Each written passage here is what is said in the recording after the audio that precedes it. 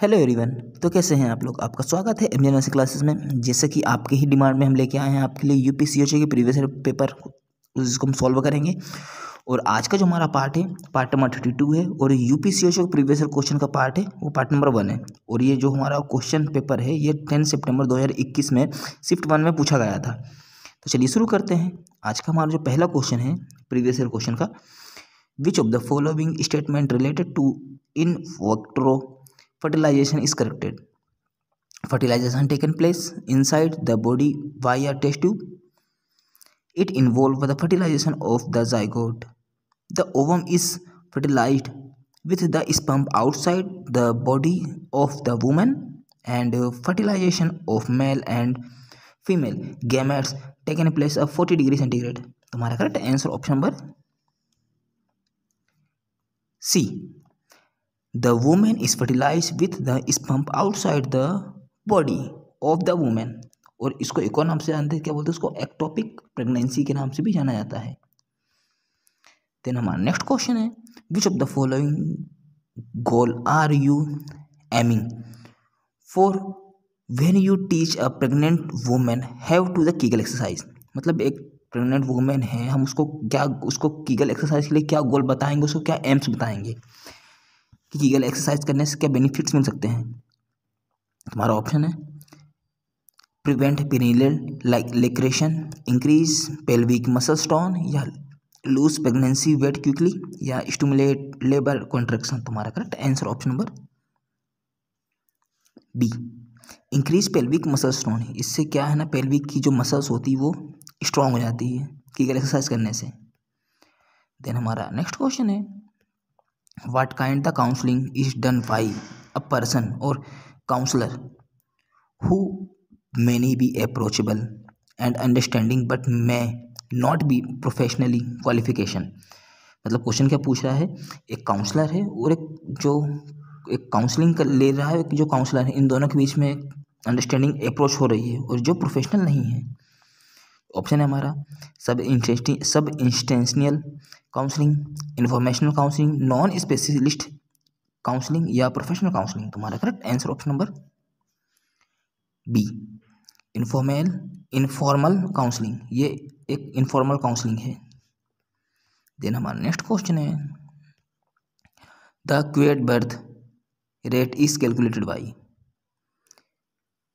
Dividing the total population by number of birth in 1 year, dividing the total population by the number of birth 1 decade, या multiplying the total population by the number of birth in 1 month, या divided the total population by the number of death in 1 year। तो इसमें हमारा correct answer option number A, divided the total population by a number of birth in 1 year. वहाँ के हम एक community के total population को हम डिवाइड करेंगे और उस डिवाइडेशन के बाद बर्थ रेट से हम 1 साल का हम कैलकुलेट कर लेंगे, उस पॉपुलेशन का 1 साल का हम कैलकुलेट करके पता चल जाएगा कि बर्थ रेट या डेथ रेट कितना है। देन हमारा नेक्स्ट क्वेश्चन है, which assessment would indicate that a woman is a true labour, membrane are rupture and fluid is clear, progressive cervical dilatation 19 degrees 90% affect, या presenting part of engaged and not floating, या contraction last 30 second every 5 to 10 minutes। तो इसमें हमारा correct answer option number 2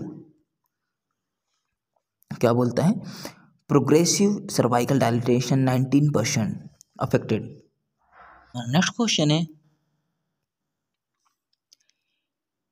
in which year did Madras president succeed in enacting a Madras nursing and midwife act promote the hearing of registered midwifery of service during child birth.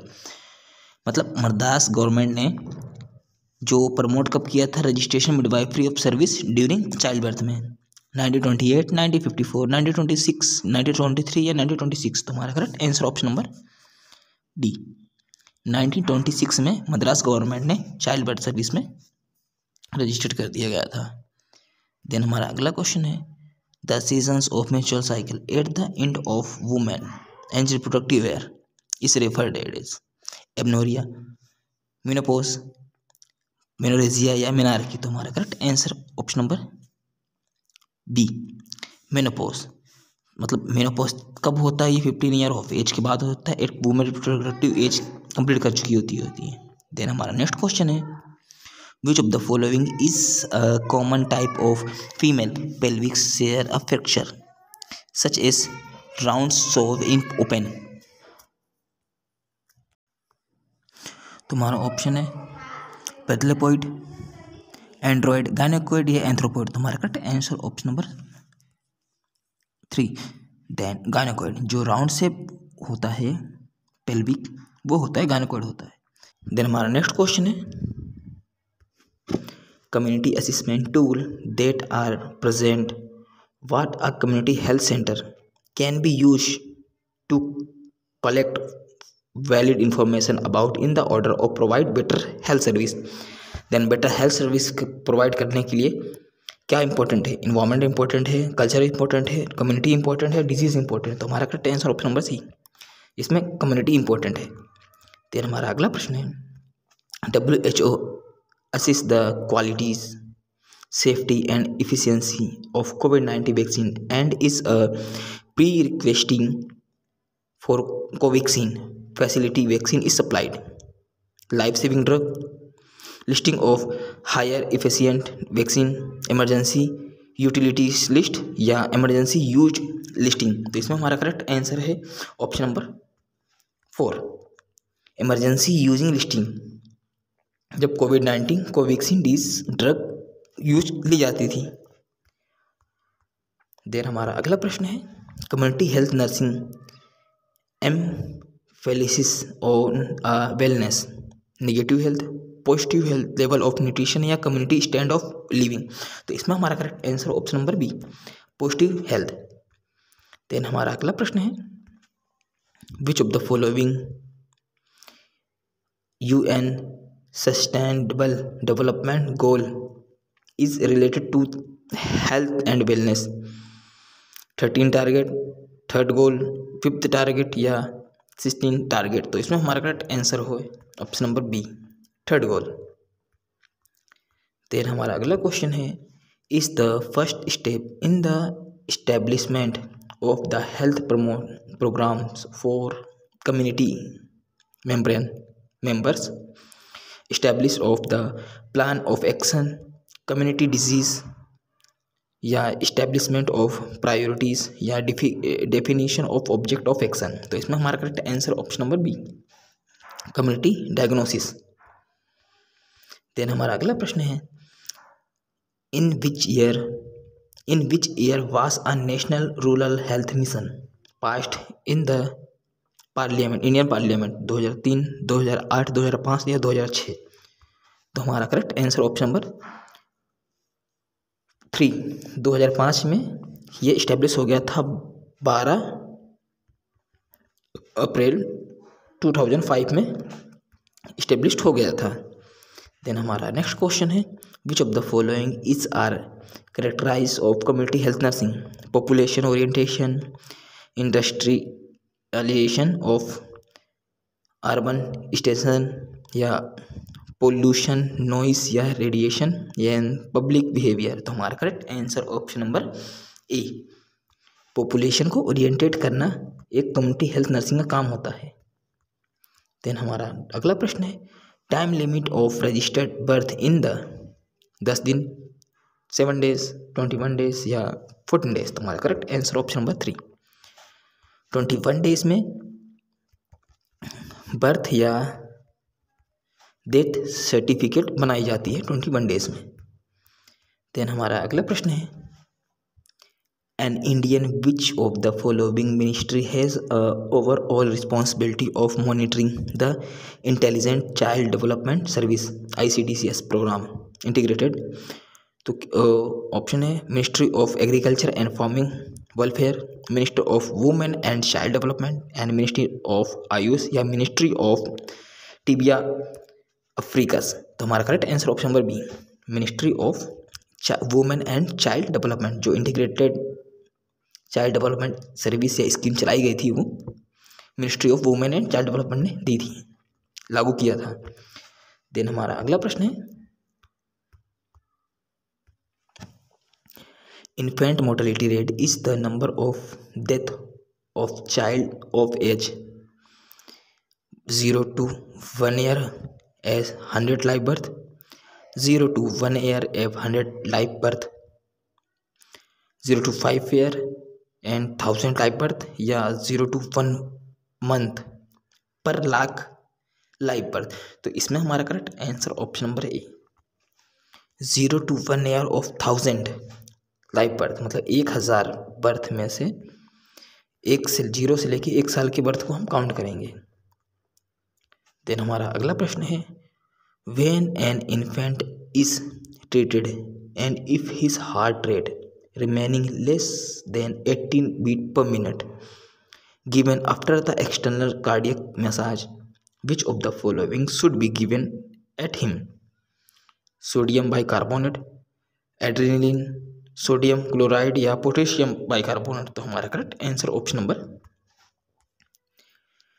B, हम उसको क्या देंगे हैं, adrenaline देंगे। अब उसको डोज कितना देंगे हैं, 0.03 माइक्रोग्राम देते हैं, है ना, या फिर 0.3 mg देते हैं। देन हमारा करेक्ट अगला क्वेश्चन है, up to what age does the term newborn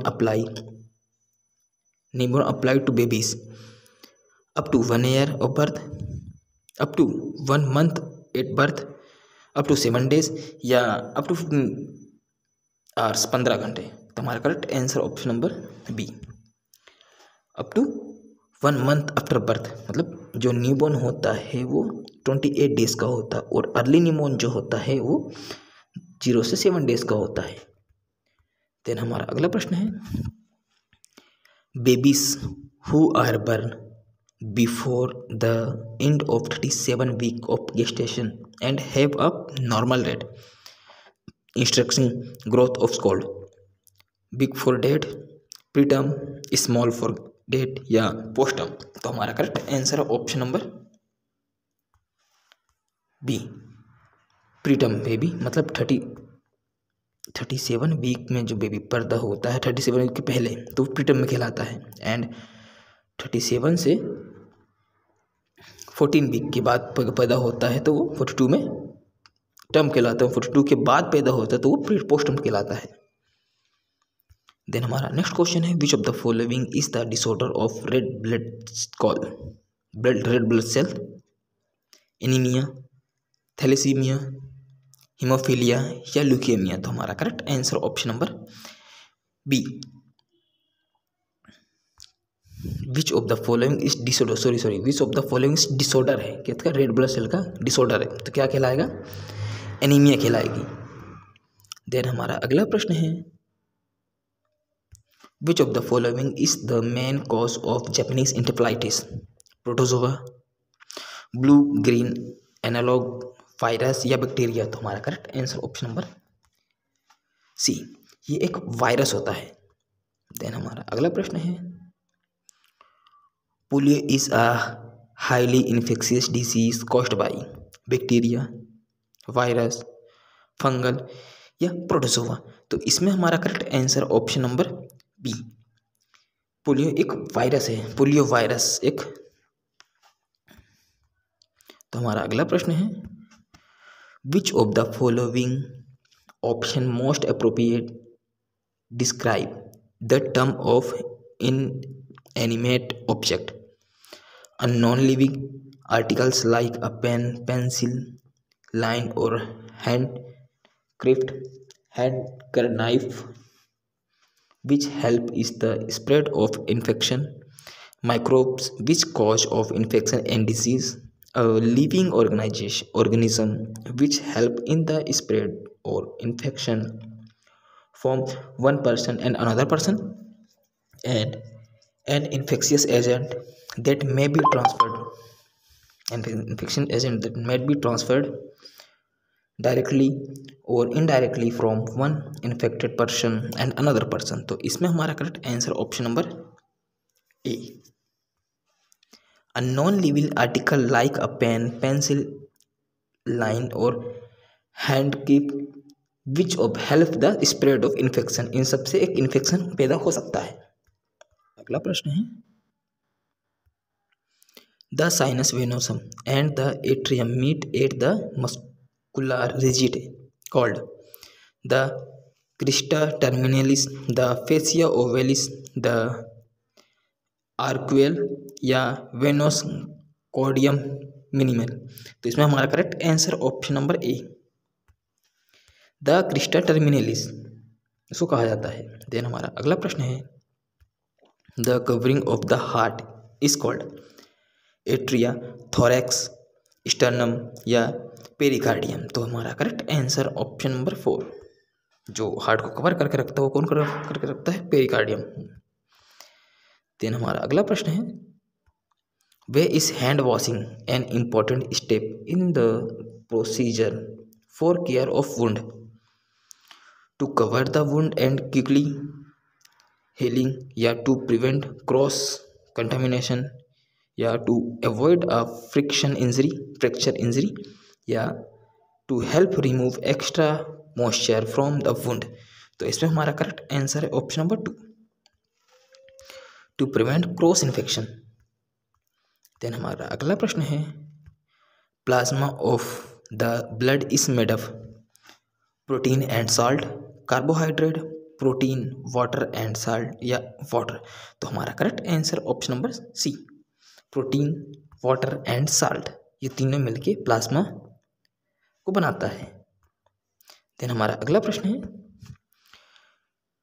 nosocomial infection occur due to microbes non as fungi, bacteria, blue green analogue या वायरस। तो इसमें हमारा करेक्ट आंसर ऑप्शन नंबर 2, ये एक बैक्टीरिया होती है, नोजोकोमियल इन्फेक्शन होती है और ये सबसे ज़्यादा हॉस्पिटल में पाई जाती है, हॉस्पिटल में होती है, उसके कारण निमोनिया होता है सबसे पहले, या रेस्पिरेटरी डिजीज़ तो होती हैं। तो स्टूडेंट्स आज के लिए इतना ही। Thank you so much. मिलेंगे हम नेक्स्ट क्लास में और आगे का क्वेश्चन वहीं से हम डील करेंगे। Thank you so much.